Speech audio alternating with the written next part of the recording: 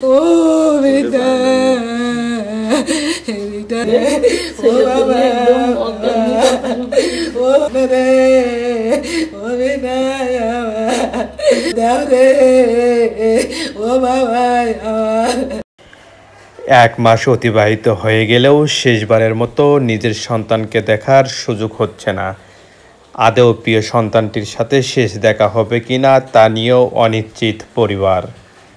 1 মাস পূর্বে বিএসএফের গুলিতে নিহত হয়েছে ঝিনাইদহের 2 যুবক।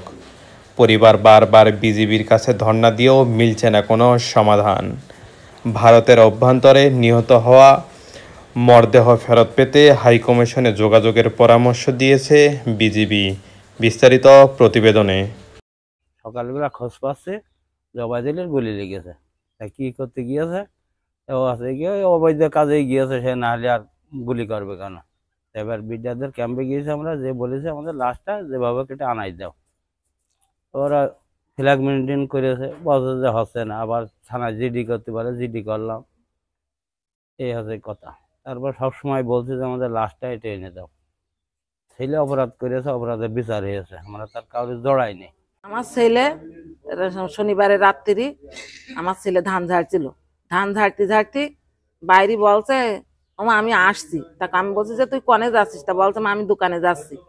দোকানতে আমি বলছি তাহলে ভাত খেয়ে যা, তা বলছে না আমি আসছি এসে ভাত খাবানি। এবার ওই গিয়েছে, বাড়িও আসেনি।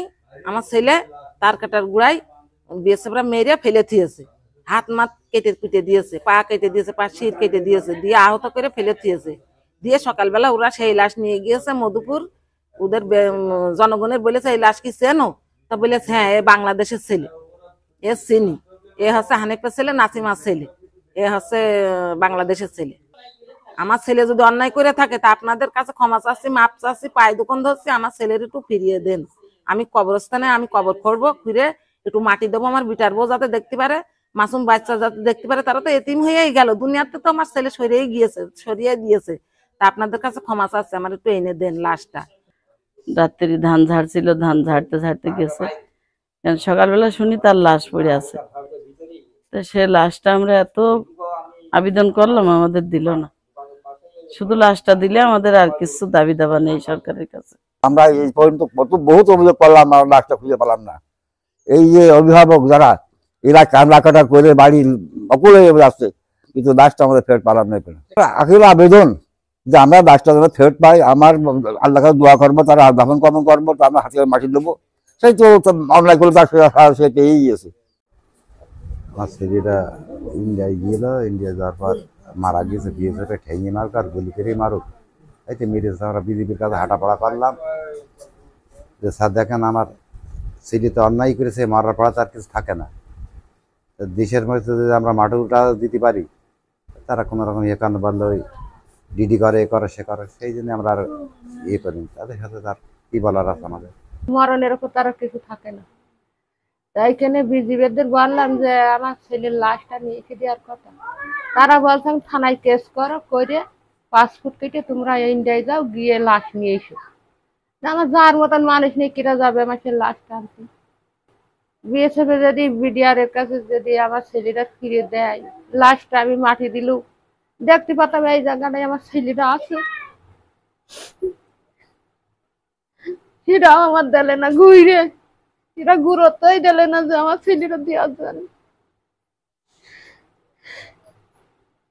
খবর যখন পাই তখন বিজিবি প্রথমে অস্বীকার খায় যে এটা আমাদের লাশ নাই, বাংলাদেশের লাশ নাই, প্রথম অবস্থায় এটা তারা বলে। পরে ওখান থেকে যখন একটা ছবি পাই, আমার ভাইয়ের মৃত ছবি, তখন আমরা ওই ছবিটা নিয়ে বিজেপি ক্যাম্পে যোগাযোগ করি। পরে ওনারা আমাদের বলার পরে ওনারাও বলে যে হ্যাঁ এটাই তোমার ভাই হলে আমরা নিয়ে আসার ব্যবস্থা করব। করার পর আমার কাছে লিখিত অভিযোগ নেয়, আমি দিই। আমার ভাইয়ের কিছু মানে প্রমাণ চাই যে তার কোনো চিহ্ন আছে কিনা, সেগুলোও আমি দিই। দেওয়ার পরে বলে যে হ্যাঁ আমার লাশটা আমরা নিয়ে আসার ব্যবস্থা করব, যে আজ না হলেও কালকে লাশটা আসবে, এভাবে আমার আশ্বাসমূলক কথা দেয়। কিন্তু পরে আমার আর তারা দায়ভার নিতেও চায় না, বলে যে আমাদের মাধ্যম দিয়ে হবে না, আপনারা থানায় যোগাযোগ করেন। তা বিজিবি বিএসএফ এর কেস ভাই আমরা এখনো পর্যন্ত দেখিনি যে থানার মাধ্যম দিয়ে আসতে বা থানা নিয়ে এসে দেয়। তো পরে সর্বশেষ এই বিষয় নিয়ে তারা আর কোনো কথাও কয়নি, কোনো যোগাযোগ করেনি। তাহলে এটা তো মনে করেন বিজেপির গাফিলতি ছাড়া আর আমি তো কিছু বুঝছি না। বাড়ির পিছনেই হচ্ছে বর্ডার, আর আমরা বর্ডারের সীমান্ত ঠিক মতন যাইতে পারি না, জমি আছে, আবাদ আছে, বিএসএফ এর উৎপাতে আমরা যাইতে পারি না, কখন গুলি করে না করে এই ভয়তে আমরা যাইতে পারি না। এটা আমরা চাই যে আমার চাচার লাশ যেন সম্মতভাবে বাংলাদেশে ফিরে আসে। লাশটা যাতে আমার দেশে আসতো, তার মা বাপ মাটিটা দিতে পারতো। যেহেতু মনে করেন বিজেপি যে টল দিত, তাহলে চোরাই কাবরা তো হইতো না, লোকজন পার হইতো না, জাতিই পারতো না, মানুষও মরতো না। ঠিক আছে, বিজেপি টলই দেয় না। টল করলে তো কোনো লোকজন পার হবেও না, মরবেও না, কোনো ঝামেলাই হবে না বর্ডারে। বিএসএফ আমাদেরকে জানিয়েছে যে ইন্ডিয়ান পুলিশের আন্ডারে রয়েছে এই মৃতদেহগুলি, এবং ইন্ডিয়ান পুলিশ এই অজ্ঞাতনামা মৃতদেহের পোস্টমর্টেম বা ময়নাতদন্ত করেছে, এবং ময়নাতদন্ত শেষে তারা জানিয়েছে যে ইন্ডিয়ান পুলিশের ভাষ্যমতে এই অজ্ঞাতনামা মৃতদেহ যদি নিতে হয় তাহলে তাদেরকে ইন্ডিয়ান পুলিশের কাছে যেতে হবে, সেখানে গিয়ে উপযুক্ত প্রমাণাদি সহকারে যেতে হবে এবং শনাক্তকরণ করতে হবে। শনাক্তকরণ শেষে কলকাতাস্থ বাংলাদেশ দূতাবাস থেকে এনওসি নিতে হবে, সেখান থেকে তারা তাদেরকে FRRO অফিস, যেটাকে বলে ফরেনার রিজিওনাল রেজিস্ট্রেশন অফিস, সেখান থেকে যাবতীয় কার্যাবলী সম্পাদন করতে হবে। তো এই বিষয়সমূহ আমরা ওই পরিবারসমূহকে আমরা জানিয়েছি। একই সাথে আমরা জেলা প্রশাসক, পুলিশ সুপার ঝিনাইদহ এবং স্থানীয় পুলিশকেও জানিয়েছি যাতে এই পরিবারকে মৃতদেহ ফেরত পাওয়ার ব্যাপারে সর্বাত্মকভাবে চেষ্টা করে, যাতে এই পরিবারগুলো যদি তাদের অরিজিনালি মৃতদেহ হয়ে থাকে তাহলে যেন এই মৃতদেহ তারা ফেরত পেতে পারে। আমরা আমাদের লেভেলে বিএসএফ এর সাথে যতটুকু পর্যায়ে যাওয়া যায় সেই পর্যায়টুকু পর্যন্ত আমরা তাদের সাথে যোগাযোগ করেছি, করেসপন্ডেন্স করেছি, পতাকা বৈঠক করেছি, বাট বিএসএফ জানিয়েছে যে বিষয়টি পুরোপুরি ইন্ডিয়ান পুলিশের আওতাধীন, সো তাদের আর কিছু করার নেই। তো সেক্ষেত্রে তারা বলেছে যে পদ্ধতির কথা আমি বললাম, এই পদ্ধতিতে ইন্ডিয়ান স্থানীয় থানায় গিয়ে যোগাযোগ করে এই কার্যক্রম সম্পন্ন করে তারপরে ডেড বডি নিয়ে আসতে হবে। এবং ইন্ডিয়ান পুলিশের ভাষ্য মতে তারা যেটা বলছে যে this is according to the law of the land, অর্থাৎ ভারতের আইন অনুসারে তারা কথা বলছে।